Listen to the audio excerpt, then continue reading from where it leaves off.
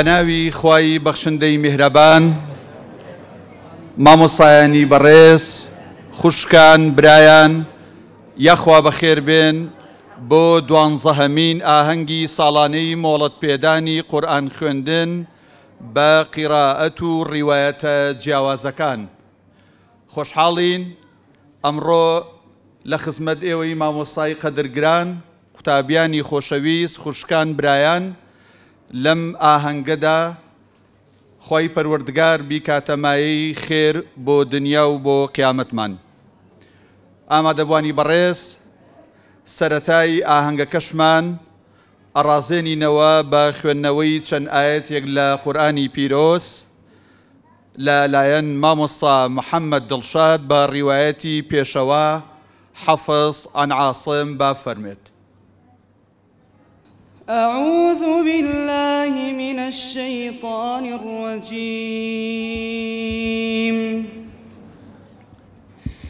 بسم الله الرحمن الرحيم. يا أيها الذين آمنوا اتقوا الله ولتنظر نفس ما قدمت لغد واتقوا الله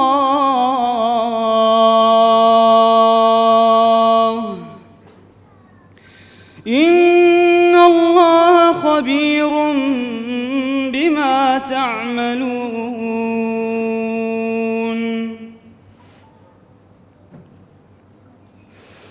ولا تكونوا كالذين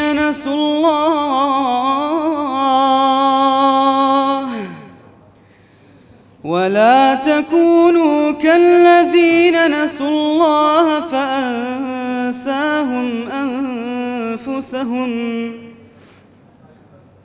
أولئك هم الفاسقون.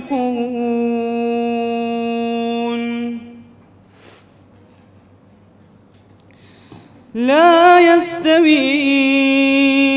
أصحاب النار وأصحاب الجنة، أصحاب الجنة هم الفائزون.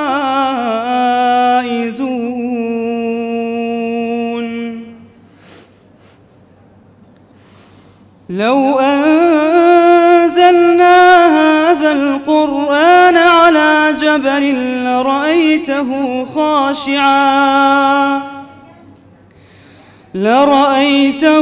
خاشعا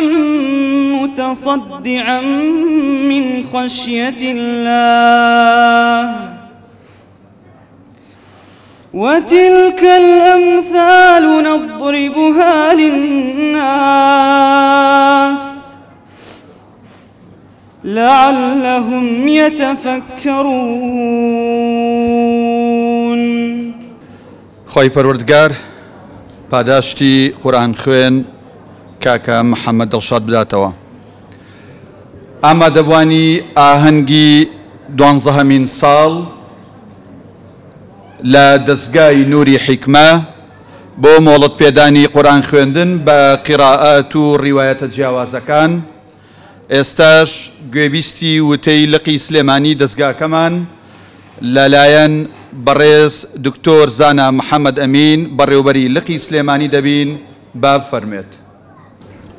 بسم الله الرحمن الرحيم. الحمد لله رب العالمين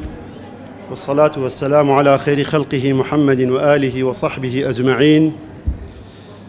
قل بفضل الله وبرحمته فبذلك فليفرحوا هو خير مما يجمعون. ما بساني بريز خوشويست، میوانانی بەڕێز، خوشکان و برایان، مامۆستایانی مۆڵەتدار و مامۆستایانی مۆڵەت وەرگر لە خوشکان و برایان، السلام علیکم و رحمة الله وبرکاته. بەناوی لقی سلێمانی دەستگای نووری حیکمە بۆ پەروەردە و ڕۆشنبیری زۆر بە گەرمی بە خێراتنێک بێکتانەکەین. داواکارین لە خوای پەروەردگار چۆن ئێمەتان دڵخۆش کرد، خوای پەروەردگار جەنابیشتان دڵخۆش کات و خوای پەروەردگار پاراشتان بداتەوە. پڕ بەدڵ بە ناوی خۆم و ئێوەی بەڕێزەوە پیرۆزبایی لە یەک بەیەکی مامۆسایانی مۆڵەتدەر و مامۆسایانی مۆڵەت وەرگرت دەکەم. داواکارم لە خوای پەروەردگار ئەجر و پاداشی ماندووبوونی مامۆسایان و فێرخوازان بەگشتی بداتەوە کە چەند ساڵێک سەرقاڵ بوون بە وانەوتنەوە و وانە خوێندن و قورئان گوێگرتن و قورئان خوێندن لە خزمەت مامۆساکاندا. خوای پەروەردگار ئەجری هیچمان زایع نەکات و بە گەورەی خۆی بە فەزلی خۆی خوای پەروەردگار پاداشمان بداتەوە. بەڕێزان، دەستگای نووری حیکمە بۆ پەروەردە و ڕۆشنبیری معلومی جەنابتانە لە ساڵی 2007 دامەزراوە. لە ساڵی 2009 بە فەزلی کۆمەڵێک مامۆستای بەڕێز لقی سلێمانیمان کردوتەوە. سپاس بۆخوا لە ماوەی نزیکی 14 ساڵ کارکردندا لەم لقا توانیمانە کەسانێکی زۆر سوودمەند ببن لە چالاکی و لە بەرنامە و لە وانە و زانستە شەرعیەکان و زانستی قرائات بە تایبەتی لەم لقەدا. لە ئێستادا لقەکەمان سپاس بۆخوا لە شاری سلێمانی دوو بازنەی هەیە، واتە بەم بنکە سەرەکیەوە کە لێرە نەمە سێ بنکەمانەیە و خزمەتی تیاکەین. ژمارەیەکی زۆر فێرخواز لە هەموو تەمەنەکان لە تەمەنی 4 ساڵەوە فێرخوازمانەیە تا تەمەنی 80 ساڵ سوودمەندن لە خوێندن لە دەستگای نووری حیکمەدا و لە هەردوو ڕەگەز.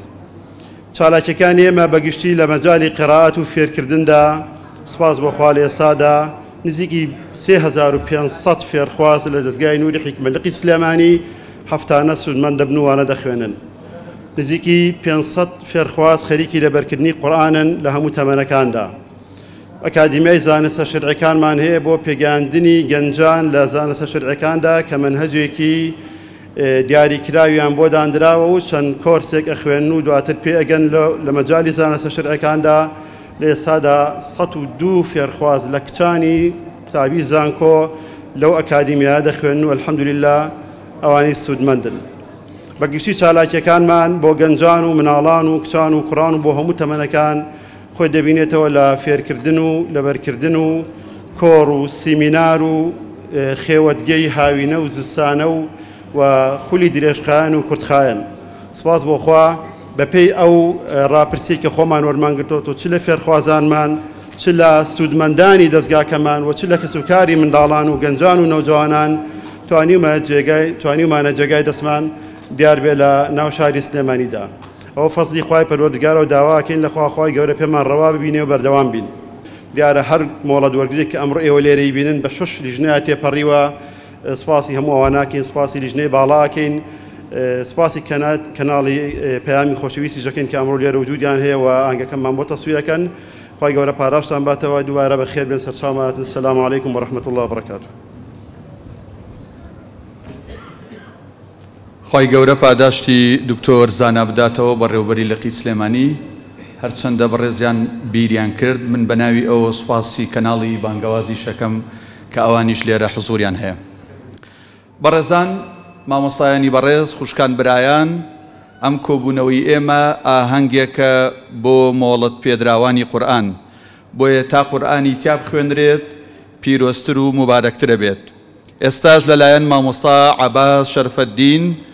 چەند ئاەتێک لە قورئانی پیرۆزمان بۆ خوێنرێت بە ڕیوایەتی پێشەوە وەرش عن نافع. أعوذ بالله من الشيطان الرجيم.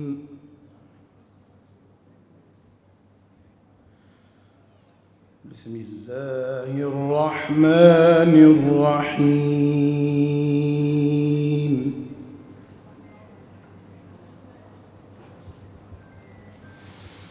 ما كان محمد أبا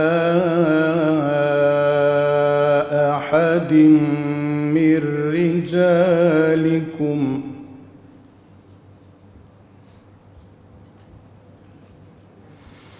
ولكن رسول الله وخاتم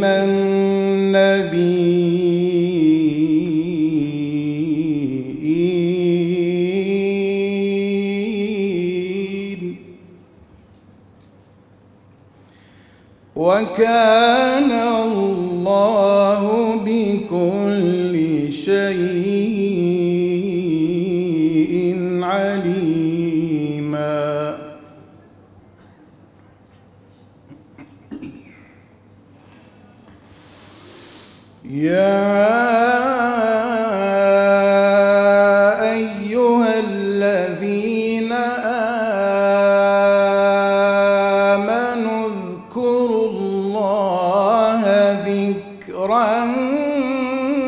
كثيرا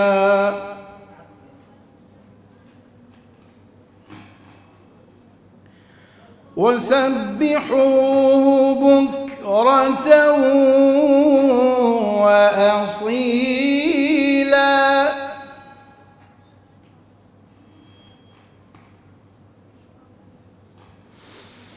هو الذي يصلي عليكم وملائكته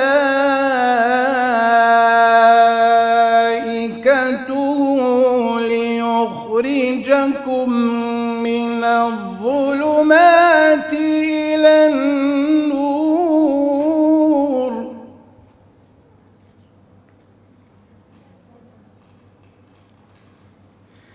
وكان بالمؤمنين رحيما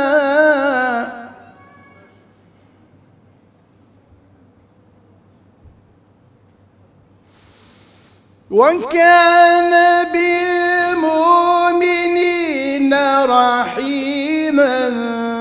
تحيتهم يوم يلقونه سلام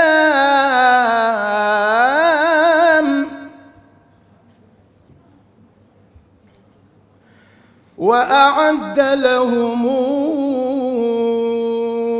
أجرا كريما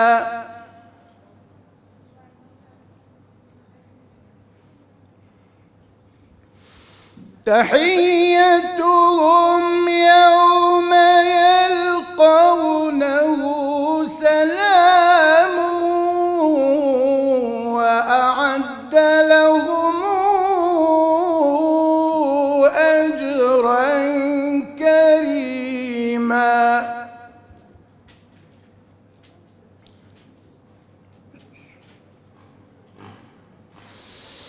يا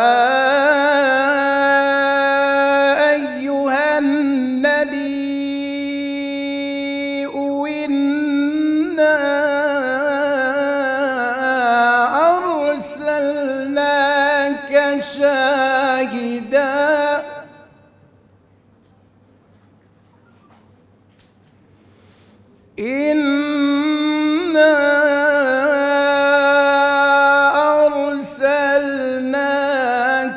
شاهدا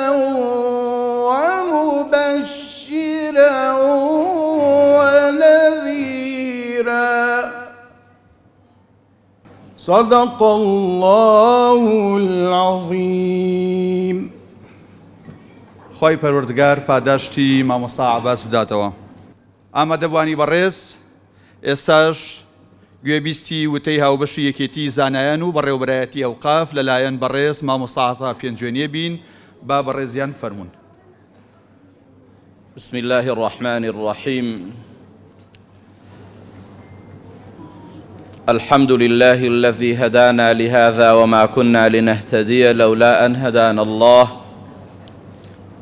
والصلاة والسلام على سيدنا ومقتدانا محمد رسول الله وعلى آله وأصحابه ومن والاه. مامۆسایانی ئاینی قەدرگران و خۆشەویست، برایانی بەڕێز و خۆشەویستمان لە سەنتەری نووری حیکمە، خوشکانی بەڕێز، میوانە ئازیز و خۆشەویستەکان لە هەر کوێیەکەوە و لە هەر جێگایەکەوە تەشریفتان هێناوە بۆ ئەم ئاهەنگە مبارەکە. السلام عليكم ورحمة الله وبركاته. سەرەتا بەناوی برایانی بەڕێزم لە لقی سلێمانی یەکێتی زانایانی ئاینی ئیسلامی کوردستان و بەڕێوەبەرایەتی گشتی ئەوقافی سلەیمانی و بەڕێوەبەرایەتی ئەوقافی سلێمانی، پیرۆزبایی خۆمان ئاراستەی هەڵسوڕێنەرانی ئەم ئاهەنگە پیرۆزەکەین لەم جێگایەدا. خوای پەروەردگار بۆیان بخاتە سەر توێشووی حەسەنات و چاکەکانیان، ئەوانەی بە هەر جۆرە لە جۆرەکان هاوکار و پاڵپشت و پشتیوانی ئەم جۆرە خولانە، ئەم جۆرە بۆنە و یادانە ئەم ئاهەنگانە بوون، پیرۆزباییشمان لەو برا و خوشکە بەڕێزانە دەکەین کە دوای ماوەیەک لە بەسەربردنی کاتی زێڕینی تەمەنیان ئەمڕۆ لەم جێگایەدا بڕوانامەیەکی تایبەتیان پێبەخشرێت کە ئەم بڕوانامەیە ناکرێت هاوتا بکرێت بە هیچ بڕوانامەیەکی تر، بە هیچ بڕوانامەیەکی ئەکادیمی تر لە هیچ جێگایەک و لە هیچ شوێنێکدا. ئەمە جیا لەوەی بڕوانامەیە کە لەو ماوەیەی کە سەرقاڵ بووە بە خوێندنی قورئانی پیرۆزەوە بە یەکێ لە قیراءەتەکان یا بە دوان لە قیراءەتەکان یا بە قیراءەتی عەشر بە هەرچەندێ لە قیراءەتەکان بێ کە بڕوانامەکەی لەسەر بەدەست ئەهێنێ لە هەمان کاتیشە تاجێکی شەرەفە کە وەری ئەگرێت، تاجێکی زێڕینەکە ئەخرێتە سەرسەری کە قورئان بەرنامەی ژیانمانە. إن هذا القرآن يهدي للتي هي أقوم ويبشر المؤمنين. أم قرآن بۆ ئەوە هاتووە و بۆ ئەوە نێراوە کە پرۆگرامی ژیانی ئێمە بێت، ئێمەش لەسەر ئەو پرۆگرامە ئەو بەڕێزانە لە برایان و لە خوشکان بڕوانامەکانیان بەدەست ئەهێنن بۆ ئەوەیە کە لە دوای خۆیانەوە بتوانن ئەمانیش برەوی پێ بدەن و خەیڕوکم من تعلم القرآن وعلمه جێبەجێ بکەن کە خۆیانیش بگرێتەوە و دوای خۆشیان بتوانن جیلێکی تر پێ بگەێن و بتوانن خزمەتێک بە جیلێکی تر بگەێنن. دەستخۆشیمان لە سەنتەری نوری حکمە لە ئەو برایانەی کاڵسوڕێنەر بوون، لە ئەو خوشکانەی کاڵسوڕێنەر بوون،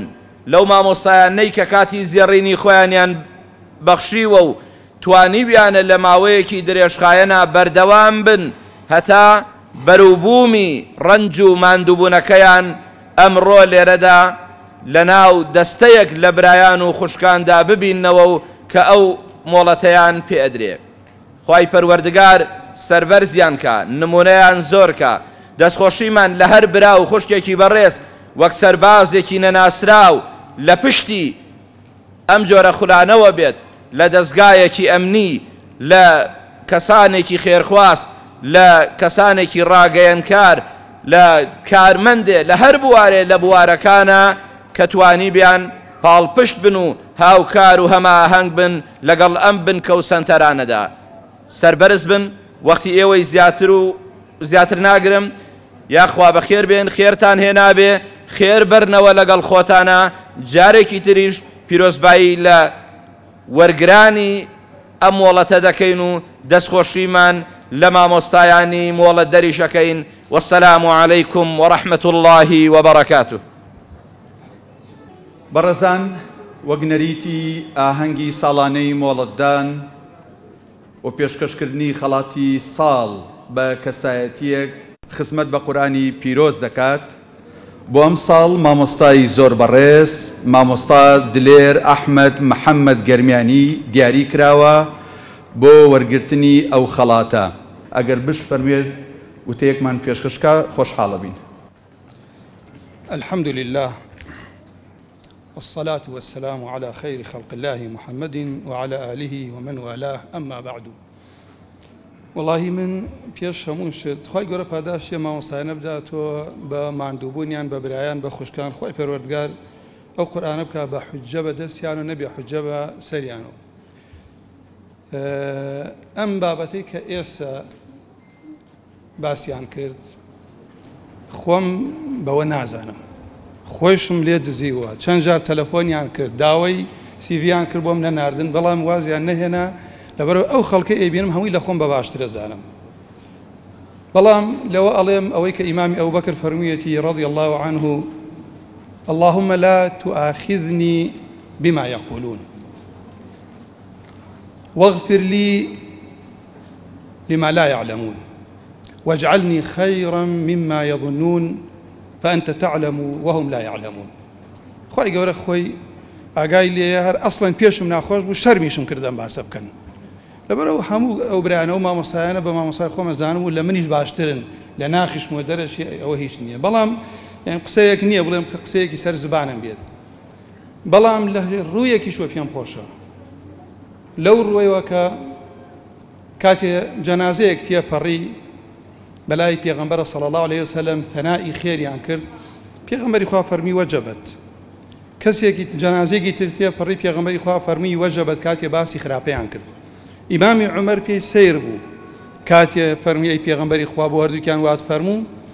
لە وەڵامە فەرمووی ئەنتم شوهداء الله في الأرض فەرموو دەکە لە بوخاری و موسلمە بۆ ئومێدەی خوای پەروەردگار استیقامە بە من و ئێوەش ببەخشی تا گەینە دیداری خوا داواکارم لە خوا شایەتی ئەو برایانە وەربگرێت کە ئەهلی قورئانن سەرقاڵن خزمەتی قورئانەکەن خوای پەروەردگار عەزە وەجەل بەردەوامی ببەخشێتە من تا ئەگەینە دیداری خۆی چونکە ئەوەی لە ژیانە بوو هیچ کەسێ لە ژیانە بوو ئینسان مەدحی نەکا ئینسان ئەمین نییە لەسەر چی ئەمرێت جا خوا بۆ خاتری ئیسمی عەظەمی خۆی ئەو شایەتیان لێ وەرگرێت لە ڕۆژی قیامەتە تاوەکو ئەگەمە دیداری خوای گەورە و عاقبەتمان من ئەگەر ئیجازەم بدەن پێم خۆش بوو سەبارەت بە قورئان دکتۆریان چەند دەقەیەکم دەری بابەتی قورئان مامۆسایانی بەڕێز تەنها دووبارەکردنەوەیە بۆ هەمووتان من باسی کەم قورئان وەکو ابن مسعود ئەفەرمێت وەکو ابن قەیم ئەفەرمێت هاوڵانی پێغەمبەر صلى الله عليه وسلم أخذوا عن النبي صلى الله عليه وسلم يا من النبي صلى الله عليه وسلم لفظه ومعناه لفظي قرآن لبيغمبر ورقيرا صلى الله عليه وسلم بس نديش قشتوة أمر روجة دواتريش بردوام بيت تا قرب قيام ساعة بلان باورتان هبيت مصفاز بو خواهي قولو تقريرش كخوين ديوة لما مركزة تنها بيت راس ناكنو بو خلقي چونك معناي تلاوة دو معنى هي للقرآن أجر زيادتي شيء من إشارات بو دو معنى أكم يكيان كأفرمي وأمرت أن أكون من المسلمين وأن أتلو القرآن يعني أقرأ تلاوة بمعنى خويندن تلاوة يكيش كأفرمي يتلونه حق تلاوته عبد الله كري مسعود عبد الله كري عباس وعكرمة لتفسير الطبري لتفسير ابن كثير أتوا كسوين يعني خواردوها على بوزاتي نفسي مني بدسة يتلونه حق تلاوته يتبعونه حق اتباعه قرآن أما يعني قرنقترا للراس كرنوي لفظ چونك خوابنا مام دا دول لروي أمبرا خشكانا أو كسيجي قيل دنگم بيه جاري وايا فاجريش لفظي قرآن بجواني خوينيتو بلام أويك قرنقا حكمي قرآنا كراس كردنوي بيتكاني جرينجا أجريكي باداشتي چونك بو أمتي إسلامية سل الشرق ولا غرب لأمريكا وبو أوروبا وبو كردية عربية تركيا فارسية برا أستراليا الصينية كاتية بس سندم قرآني ورقرت بيها كاتية قاته وآياتية فرمية فيه مهانا كاتية قاته أمال إشباعي أو كسرائك أي كابياء كاتية قاته بسم الله مجراها مجريها كابو أبيني كردو عربو تركو فارسا ما بأمس سنة بقرانا وبو أو لفظي لبيغمبر ورقيرا صلى الله عليه وسلم أمتي يقدنقن لخوان نوي قرآن دلنياج من كخواي قراء فرمي وكان حقا علينا نصر المؤمنين براسي بقرين هو قرآن فإن تنازعتم في شيء فردوه إلى الله والرسول إن كنتم تؤمنون بالله واليوم الآخر قرانوش وحدتي مسلمانان قرينتو براسي بقريتو بو أو ما نايك بيغمبر صلى الله عليه وسلم دايتي هاولان داينة الصحابة بتيقشتني سلفي صالح جابوها من ليرى خالية كم كإشارة ويسم إشارتي بيبكم كخواي پروردگار عز وجل أفرميت إنا أنزلنا إليك الكتاب بالحق لتحكم بين الناس أما حكمتي داب زينك يا قرآن هاتوا حكم بكاد إيسا چي تاوان أبينن هوي نبوني حكمي قرآنا حكم قراوة بيك أمري أو تاواننا ناميني بيك أمريش معروفة كان مي زندو أبيتو باشان خواي پروردگار عز وجل فرمي ثم جعلناك على شريعة من الأمر فاتبعها ولا تتبع أهواء الذين لا يعلمون خواب من أفرمي الرسول صلى الله عليه وسلم تو ما انخصتوات السرش منهجك برنامجك لم دين شويني بكوا شويني أو كسانا مكوكا نازانا كابو الدين منهجاته تو خلقي بانكي بوسر قرآن نك قرآن والي بكي شويني أهوائي خلقي بكويت باشان ئەم قورئانە مبارەکە یەکێکی تر لە حکمەتەکانی کە مبارەکە بۆچی کە خوای گەورە فەرمی کتاب أنزلناه إليك مبارك ليدبروا آياتي وليتذكر أولو الألباب ئەمە لێرە من ئیشارەت کەم نەختی شتەکەش ئەگەر علمی بوو داوای لێبوردنەکەم نەکێ بۆ هەندێک برا خوشکە قورسی تیابێ لە قورئانە باسی تەفەکورەکرێت إن في ذلك لآية لقوم يتفكرون لآيات لقوم يعقلون إن في ذلك لآية لقوم يذكرون كواب قرآن تفكر تدبر تأمل تعقل تذكر اعتبار أما القرآن حكمتك يبو أمية يعني أما أنا معناه شيء زور بس سريع من إشارتي بيبكم تفكر لو بلغانا أجر قرآن بخواني يا بلغاي كوني كم أو عقلت بكويت جولان تو بقى إن أو ما بس بدوايا أجري أما تفكره باشان تأمل لأملها توا بأميدو برواني تأم قرآن بدقى إن أوي بدوايا أجري تدبر لدبرها توا دبر عاقبة قران بدواي عاقبتي شد بزام بو كي أروى أم آياتنا بو دابزيوة عاقبتي الدنيا لو بابتاني كهاتوا كباشان ديت سر تعقل باشا من برسالة كم ليسا بزندانة وتيجي لزباني عربي نالي معتقل كاتي أو بارشا خريت السر خماشك براني عرب ماني كان سر بيوتيجي إقال لبر الراقرتني أو بروي لسر سري معتقل خلقي تيا زندانة كوابو كإنسان كأم قرآني تعقل كرد أم بير كردنو تدبروا تأملوا كهمو يكات لم يشكي خوي سجني أكات راي قرتوا حتى علماء فرمون عاقل بويا بيوتري عاقل لبروي لفعلي مجنون وشيت سجني كذو ناغلي وكو أوكات كاتي أم قرآن بم تدبروا بير كردنا ولا آياتي خواي پروردگار لم يشكي خوتا كود كردتوا إن جاديت هر كاتي بيويست بو لم موقف يا موقف كان بيويست بو أهياني تبرشاوي خوت أجر درست لي ورقرتي بيوتي اعتبار بيوتي أخذ الحكمة درسي ورقرت ولا قرآن جاء من ليرى بس سريع من إشارتي تريب كم قرآن ببيع سنة إنسان ليتي ناقات نيج نازانين شون كي خواي قرأ فرمي وأنزلنا إليك الذكر لتبين للناس ما نزل إليهم بخوا يوصيكم الله في أولادكم لقرآن ناتو أجر من الباوتي خوي بكشي ميراتي ندريتي لقرآن ناتو لا يرث المسلم الكافر ولا الكافر المسلم سنتي بيغمبر صلى الله عليه وسلم يديرش حتى وصيتي بكي بودنيا يجلس الثلث والثلث كثير كوابو أوي بيه لم قرآن تيبقى أبي بقريتو بور رجاي بيغمبر صلى الله عليه وسلم وكوخويا فرمي ألا أني أوتيت الكتاب ومثله معه كوابو تيجش درجاي تيجشتني ياما سنتي رسول الله صلى الله عليه وسلم بمسر خالقك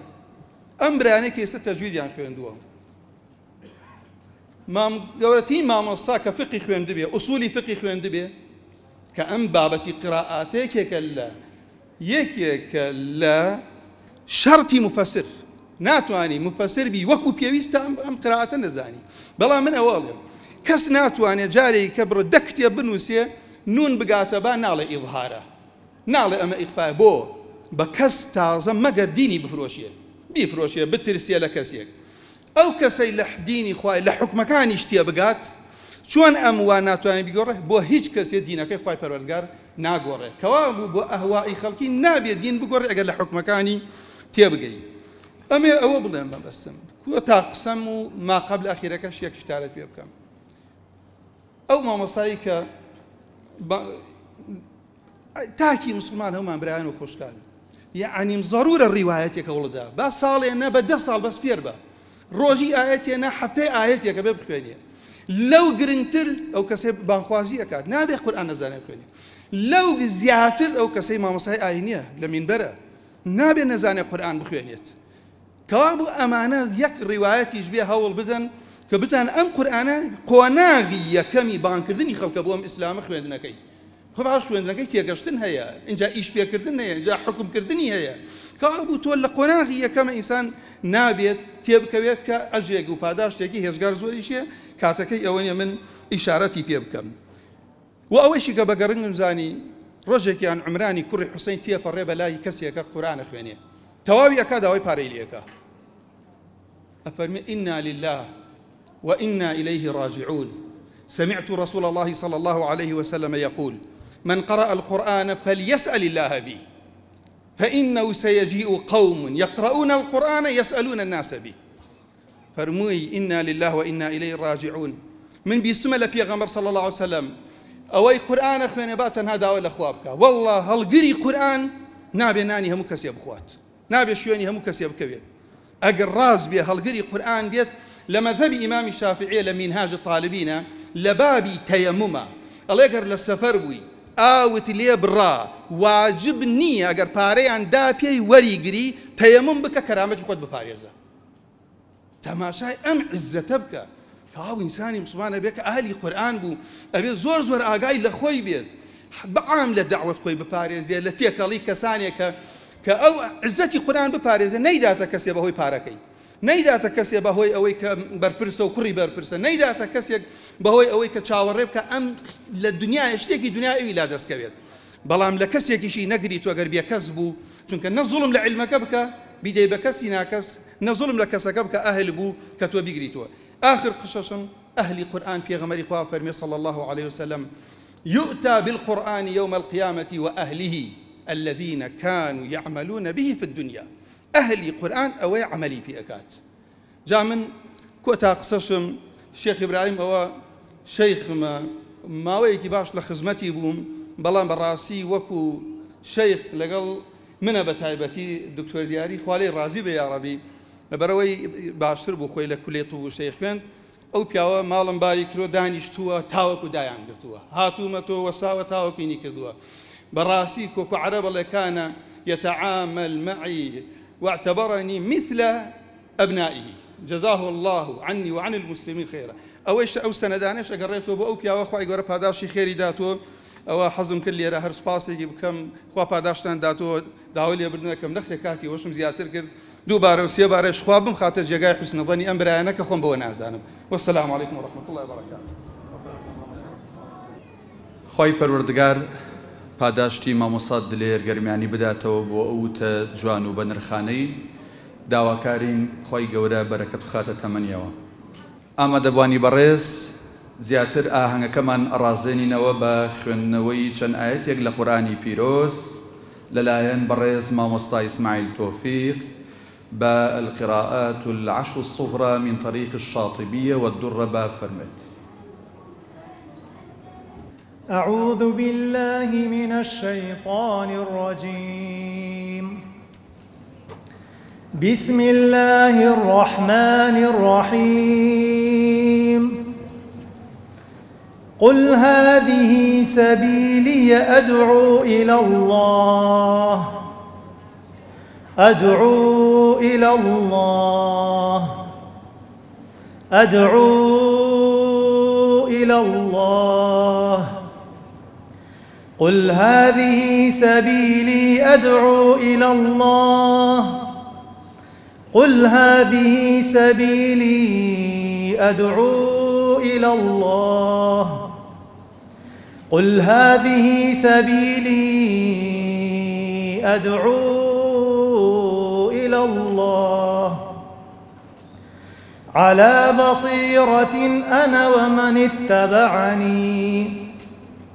على بصيرة أنا ومن اتبعني على بصيرة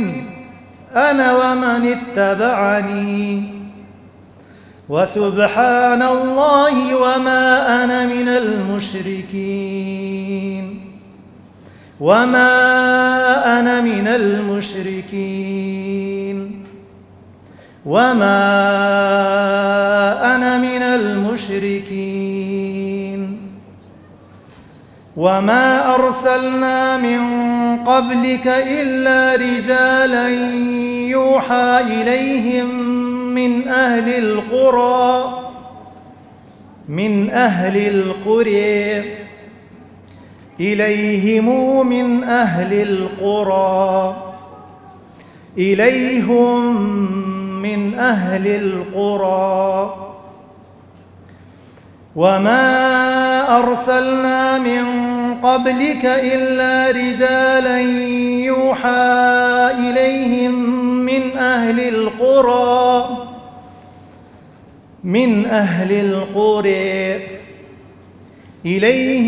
من أهل القرى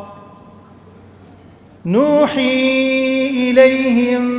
من أهل القرى يوحي إليهم من أهل القرى وما أرسلنا من قبلك إلا رجالا يوحى إليهم من أهل القرى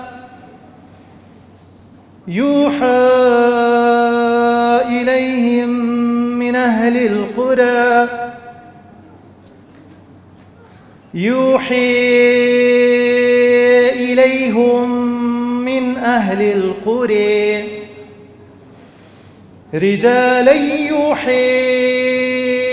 إليهم من أهل القرى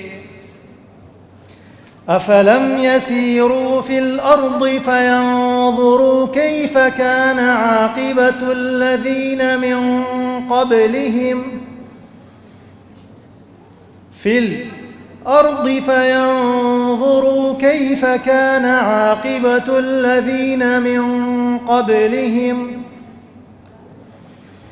أفلم يسيروا في الأرض فينظروا كيف كان عاقبة الذين من قبلهم ولدار الآخرة خير للذين اتقوا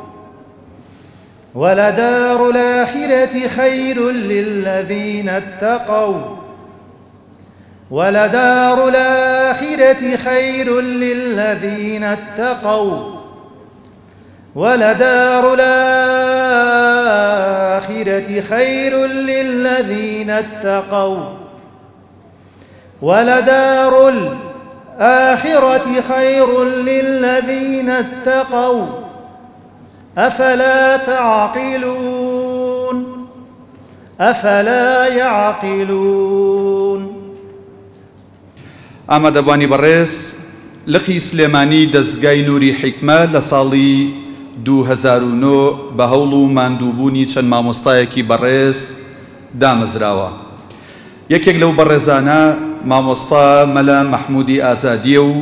هەر لە سەرەتای کارکردنمان و هەتا ئێستاش خەمخۆرێکی باشی لەقەکەمان بووە. وەک وەفایەک بۆ مامۆستای بەڕێزمان پێمان خۆش بوو ئەمڕۆ لەم مەراسیمە پیرۆزەدا ڕێزلێنانێک پێشکەشی مامۆستای ڕیشسپی و گەورەمان بکەین. با جەنابیان تەشریف بفەرمونون بۆ وەرگرتنی ڕێزلێنانەکە و داوا لە بەڕێز دکتۆر زاناکەین ڕێزلێنانەکە بەخشێتە جەنابی مامۆستا.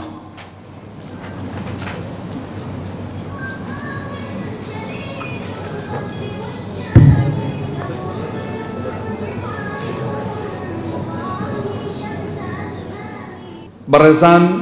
وتەی بەڕێز دکتۆر دیاری ئەحمەد قەساب سەرۆکی لیژنەی ڕاستاندنی مۆڵەت لە لقی سلێمانی گوێبیستە بین بە بەڕێزیان فەرمونون. بسم الله الرحمن الرحيم الحمد لله رب العالمين والصلاة والسلام على سيدنا محمد وعلى آله وصحبه أجمعين. سلامي خواهی گەورەتان لێبێ بەخێر بێن خواهی گەورە جەساتان باتەوە. ئەمێ لەمایی چەند خولەکێکی کەمە ئینشەڵا باسی چوار خاڵکەم خاڵێکان خوا جەزابێتەوە بەڕێز مامۆستا دلێر بە جوانی باسی کردەوە خاڵێکمان ڕۆیش ئێشکەوە بوو کە ئەهلی قورئان تەنها خوێندنەوە نەبێ بەڵکو کردار و تێگەشتنیش بێخواست دایبات. خاڵێکی تریانەوەیە وەکو نەریتێکی حکمە ساڵانە حەزەکەین مامۆستایەک ڕێز لێ نین کە شتێکی زۆر بەسیتە ئەجریان لای خۆی گەورەیە بێگومان ئەوەیە شەرتەکانمانەوەیە کە خزمەتی قورئانی کردبێ و لە سنووری محافەزەی سلێمانی شاری سلێمانی هەرەوە نەتوانای ئێمەیە ئینشاءڵڵا هەمووتان شایانی ڕێزن مامۆستایان بەس بە پێی توانە ساڵانە یەکێک هەڵەبژێرین بە شوورا لە بینی خۆمانە مامۆستا دلێریش بێگومان شایستەی ئەو ڕێزلێنانەیە خۆی گەورە جەزای باتەوە کە ئەهلی قورئانە و هەردووکمان هاوسنفین. هەر لێرەوە زۆر بە خێرهاتنی مامۆستای گەورەمانەکەین مامۆستا شێخ ئیبراهیم فاضل مەشهەدانی خوا گەورە تەمەنی درێژکە سەحەتی باتێ کە ئەم ثەمەرەی کە ئیبینین ئەوەی کە لەم وڵایە و ئیجازەی هەیە و یان ئیجازە بەخشێ زۆر بەمان لەسانەوە زیاترمان هەمومان لە زورەتی جەنابی شێخین جزاه الله خێر بارك الله في عمره. ئەم بەیانیە لەگەڵ برای خۆشەویست دکتۆر ڕەوا کە ئێستا دانیشتۆ لەم مەجلیسە ئیجازە وەرەگرێ وتی دکتۆر من پار بەشدار بم لە ئاهەنگی حکمە لە هۆڵی هونەر وتم قوربانەوە پێرار بوو ساڵ لە خۆی ڕۆ ئەمە چۆڕە لە ماوەی ساڵێکە ئەم هەمووە ئیجازە وەرەگرێ بە معلوماتان ئەمە نیوەی کەمتریش سبێنێ لەمە زیاتر ئیجازە وەرەگرێ معلوماتیشتان ساڵێ نییە دەمانگە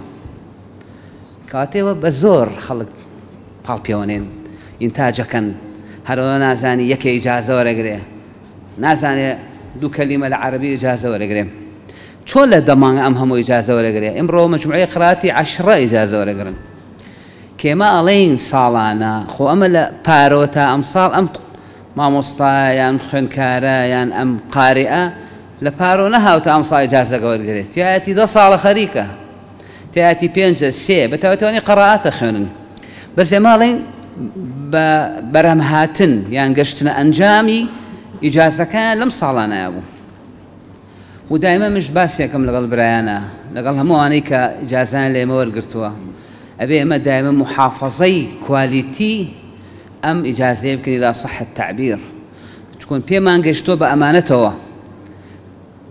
ئەبێ ئێمەش بە ئەمانەت بیگەێنین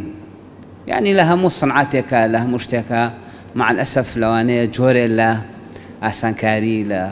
هەنێشت با باسی نەکەین کرابێ نابێت لە قورئانە کە کەلامی خوایە شاعرێک زینوو بکەیتەوە شعرێکی و تۆ کاتی خۆی مەحوەیەک نالیەک یەکە لەو شاعرانە یەکە بەغەڵە شعرەکەی خوێنێتەوە لەم بینە شتێکم بینی دوێنێ برادەرێ پیشانیام برادەرگاتەوە لە شەرحی ئەم کتێبەتان بۆ کەم کتێبی مەشاهد القیامة في القرآن سید قطب ڕەحمەت بێ نووسێتی المەشاهید القیامة سپیاڵەکەی نازانێ چۆن شەرحیەکە پەنا بەخوا لەبەر ئەوە مەبەستم چییە ئەبێ ئێمە بە ئەمانەت بگەێنین ئەو شاعرەکە زینوو بکەیتەوە بە غەڵەت بخوێنیتەوە و ئەم کۆلکەم خوێنوەرە ئەم زەمانە ڕازی نابێ شکاتت لە یەکە چۆن خوای گەورەی متعال خوای گەورە دوایش جبریل عليه السلام دوای پێغەمبەری خوا صلی الله عليه وسلم ئەم قورئانی بۆ هێنان ڕازیە بێ ئەمە کەلیمەکان حرفێکی لێکەینەوە کێمە ئەڵێن وەڕەتیل القورئانە تەرتیلە و تەجوید بخوێنەرەوە یعنی حەقی خۆی بەرێ کەوت تەبەت یەدا ئەبی لەهەب وتەب وەمەزانە جزئی عامەیە و ئاسانە ئەو بێ دوو بێ بایەکی نەخۆی بایەکی لە قورئان خواردووە بۆیە ئێمە ئەڵێن ئەهلی قورئان کە ئێمە ساڵانەت پێتانەگەین کە ئێماڵێن ئەهلی قورئان وەکو ماوەسە لێرە ئاماژەی پێکرد ئەبێ ئەهلی ئەوە بن قورئان تەطبیقکەین ئەهلی فەهم بین ئەهلی تەطبیقی قورئان بین بەڵام بڕۆکە ڕێگاکە لێرەوە دەست پێکە ڕێگاکە لە خوێندنەوەی دەست پێکە کەلامی خوای گەورەی متعال خوای گەورە کە ئەم ئومەتەی تەرشیف کردووە ڕێزی لەناوە بە کتابەکەی دەبێ قورئانەکەی جوان بخوێنینەوە لەبەر ئەوەیە ئەمە کاری ئەم سەنتەرانەیە کاری ئەم دەستگایانەیە بێگومان کارەکە بێ نەقس نییە و بێگومانیش هەموو کارێ بەمان ناکرێ بێ ئەمەش ناکرێ ئەبێ هەمووی تەواوکەری یەکتری بێ بەڵام سەنتەرێکی تەحفیزی قورئان یان سەنتەرێکی فێرکردنی قورئان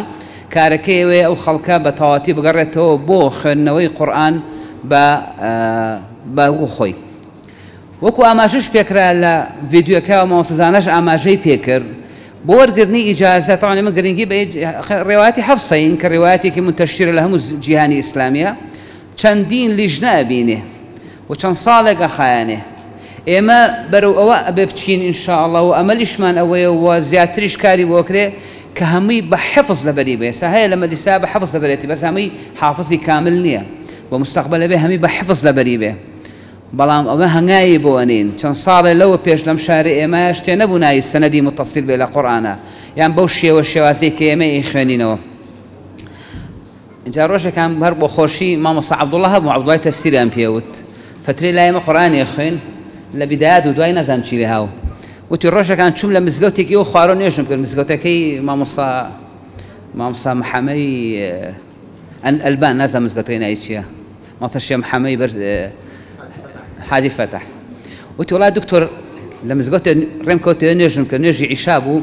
کوڕی گەز نوێژێ کرد لە جەماعەتی خۆمان وتی بۆ وتی قورئانەکە زۆر جا نەخوێنەوە فعل مامۆستا هەیە من بوو لای من دەرزێخن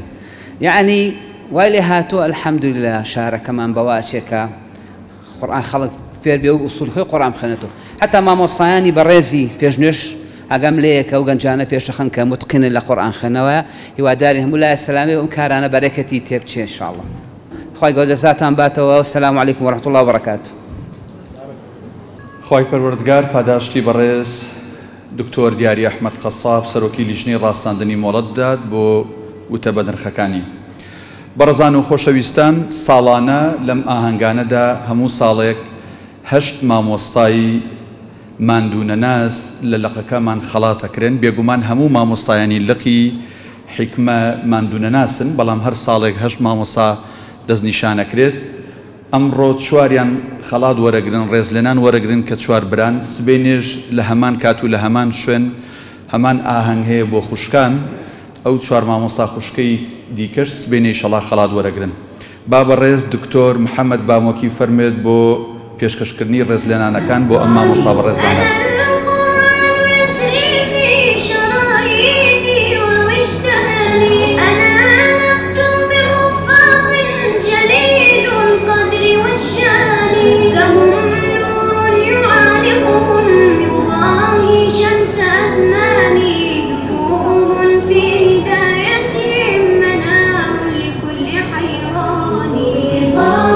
في تعاملهم كمثل ورقهم يضاهي شمس أزماني نجوم في هدايتهم منام لكل حيران لطاف في تعاملهم كمثل ورق سواني تعالت في الدنيا ليلي لهم زرع بأوطاني لهم غرس بفردوس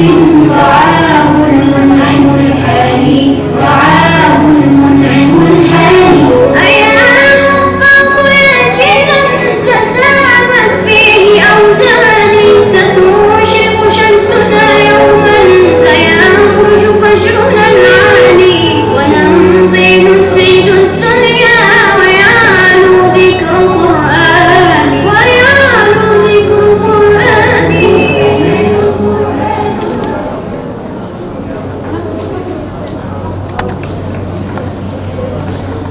پیرۆزە بە هیوای سەرکەوتن بۆ مامۆستایان و قوتابیان خی پەروەردگار بیکاتە ئەجری قیامەتی هەموو لایەکمان بەڕێزان ئێستاش خوێندنەوەی پەیماننامەی مۆڵەت پێدراوان لەلایەن مۆڵەت پێدراو بەڕێز مامۆستا مەلا عەبدولکەریم سەرسوراویەوە دەخوێنرێتەوە با بەڕێزیان فەرموون. السلام عليكم ورحمة الله وبركاته. سپاسی خۆی بێپیانەکەین کە یارمەتیداین لە خزمەت مامۆستاکانمانە ئەم ڕۆژەمان بینی. درود و سڵاوات و ڕەحمەت بۆ سەر ڕۆحی پاکی پێغەمبەری ئیسلامی صلی الله عليه وسلم یار و یاوەران و شوێنکەوتوانی بەگشتی تا ڕۆژی دوایی. پێشی ئەوەی ئەم پەیماننامە کەوا پەیماننامەی ئێمەی قوتابی مامۆستاکانە کە زەحمەتیان لەگەڵا کێشاین بخوێنمەوە جەنابی دکتۆر دیاری ئەحمەد قەساب کۆمەڵێ فەرمایشتی فەرموو یەکێ لە قسەکان ئەوە بوانێ کەسێ وتوێتی خێرە هەر نەخولێ کۆمەڵێک خەڵک پێدەگات پشتگیری لە قسەکەی جەنابیان هەر یەک لە ئێمە زۆربەمان لە پیاوان یا باوکین یا خاوەن هاوسەرین خوشکەکانیشمان یا دایکن یا خاوەن هاوسەرن کەمیان کە هاوسەردار نەبن لە ئێمە و لەوان لەگەڵ ئەوەیە لەوانەیە ئەوان هاان مۆزەفە بن ئێمەش مۆزەف بین کاروباری کۆمەڵایەتیشمان لەگەڵا بڕێوە کردووە. بەندا یەکێکە لە قوتابیەکانی جەنابی دکتۆر ستار شەریف سعید کە لوتفی فەرمووە و لە مزگەوتی شێخ عەبدولقاهیر کوێسە لە خزمەتیا بووین بۆ ماوەی 2 ساڵ لە خزمەتیا بووم.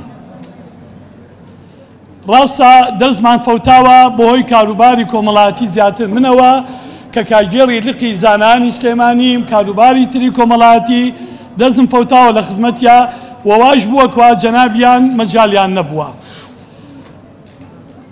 لە ڕاستیە ئازیزان مامۆستایان زۆر پێمان و ماندوو بوون خوا ئەجریان بداتەوە. سوپاسی خوای گەورە و پەروەردگارەکەین گەڕێکێکمان نییە کەوا قورئان خوێنی تیان نەبێت، ماڵێکمان نییە تیایان نەبێت. ئەو پلانەی دوژمنانی قورئاندایان نابوو، ئەوەی کە ئەمڕۆ ئێمە ئەیبینین و مسلمانان دەیبینن، بەڕاستی ئەبێ بڵێن خەیاڵیان خاوە کەوا بیرەکەنەوە. خاڵی تۆ لەکوێ و دەستی پەروەردگار لەکوێ؟ مامۆستا مەلا عوسمان سەسوراوی لە خزمەتیاین. ئێمە فەقێ بین لە هەڵەبجە ئەو ئافرەتانەی کەوا لە خزمەتی قورئانا بوون و لە بەشداری محازەرەکان بوون کەوا مامۆستای شافعی ئەیوتەوە زۆر کەم بوون. ئەتوانم بڵێم لە پەنجەی دەست سێپەڕیان نەئەکرد. ئەلحەمدوللا ئیسەکە ئافرەتان ئیجازە بە ئێمەی پیاوانە دەن، ئەمە جێگەی دەستخۆشی و سوپاسکردنی خوای گەورە و پەروەردگارە. خاڵێکی تر من ئەمەوێ بیڵێم دوێنێکە لەمە خزمەت مامۆستا عەبدولحەمیدا بووم کەوا دەورەی هاوینی بوو، کۆتایی بە دەورەکەی هات، هانی قوتابیەکانی دا بە من وتی مامۆستا کەریم بەو تەمەنەوە کەوا پێری کردم ڕازی فەرموو 56م تاو کردووە و بەرەو 57 دەڕۆم جا دەستم پێ کردووە. زانست هەر جانستێک بێ لەکوێ دەست پێ کرد ئیشتە هەرزووە، لەکوێ دەست پێ کرد ئیشتە هەرزووە با لە دەست نەچێت. بەڕاستی خاڵێکی تکە جەنابی دکتۆر دیاری ئاماژەی پێکرد، ئێمەی مامۆستایانی میحراب، ئێمەی مامۆستایانی مزگەوت لە هەموو کە زەروترین بەخوا. خوا با پێمان شەرم نەبێت، من لە بیرم دێت عەرزی ئەم مامۆستا بەڕێزانم کرد. مامۆستا یوسفی کوڕە داوێ کە لەم دەستگای نووری حکمە بوو کاتی خۆی جەنابیان هات بۆ لقی یەکێتی زانایان وتی مامۆستاتان بۆ ئەنێرم، بەڵام ئێمە باروزورفەکە وا بوو کەوا بۆی ئیلتیزاماتەوە نەکرا. ئیسێش ئەوە جێگری لق لێرێ و کەوتەی لق و ئەوقاف ئەوانەی پێشکەش کرد. مامۆستا یەحیا کە خۆی مەلایە، هەر مەلایە بەتەعینیش مەلایە، وعدی داوە ئەو مامۆستایی کە ئامادەی تابێ ئەو لە گەڵ قورئانەکەیە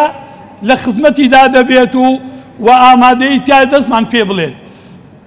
خۆزگا ئێمەی مامۆستا، کتابەکەم بۆ مامۆستانە، خۆزگا ئێمەی مامۆستا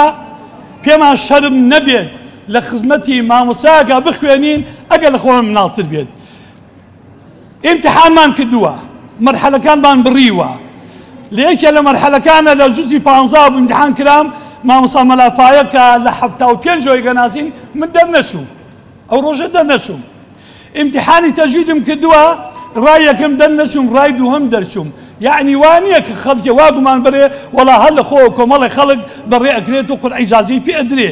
ڕای یەکەم بەخوا من دەرەجەم پێم هێنابوو، نەشکردکەشمە مەرحەلەی دەرچوون کەوا قەرار 80 بێنێ، جاری دووهەم جا 86م هێناوە.